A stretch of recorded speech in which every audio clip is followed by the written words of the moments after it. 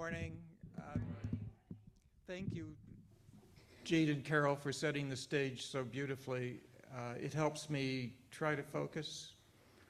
So I grew up in a small Texas town, very small, in the 50s and 60s. It was very primitive, and I didn't realize anything was wrong until about junior high when I realized I'm not so fond of girls, but I'm supposed to be. I'm supposed to be. I don't know what that leaves because all I heard in church was very fundamentalist, sort of Old Testament. Leviticus always scared the heck out of me. And it was something about God created Adam and Eve, not Adam and Steve, which confused me even more because in my small town, there were no Steves.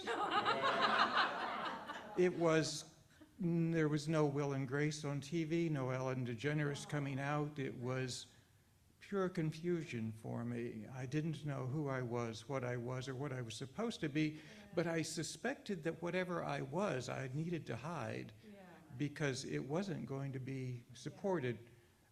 Over the years, my parents confirmed that as parts of me started to seep out. And unfortunately, it was never reconciled. They both passed before I was able to become truly honest with them, and they truly embrace it. Which is why you skip ahead to being 40-ish and moving up here from Texas and going to my first Pride Parade in Boston with two of my best lesbian friends who had been before. I discovered something I had never seen, a community of people who were happy and confident and joyous about who they were. And I remember standing there on the bridge, watching the parade come, and as every new contingent came up, you would hear applause and happy pride and waving. But farther back, I could hear this roar of something, and I wondered what was coming. I thought maybe it was the drag queens. But as they got closer, the roar got closer.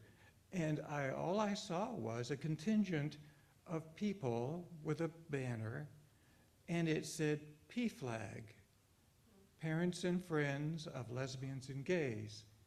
And in it were parents, sometimes alone, but often with one of their children. And I saw a sign, a very simple sign, I love my gay son. And I thought, my 15-year-old self would have given anything to hear that or to see that. Another group came along, and it turned out to be the religious contingent.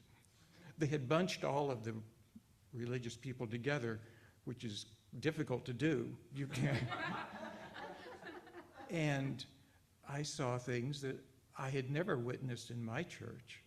It was God loves you, and people with collars on saying wonderful things that were inspiring. And it opened up for me the possibility that maybe I could go back to church.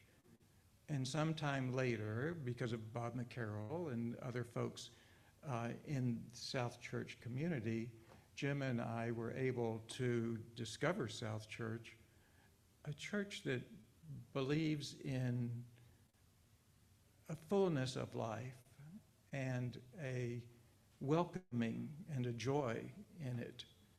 And it reminds me that there is a message to give, and that's why we were so happy to walk with the South Church banner yesterday in the Pride Parade. And I see Kathy has her Pride shirt on, so my 15-year-old self could not imagine the acceptance of parents that we saw yesterday and back in Boston.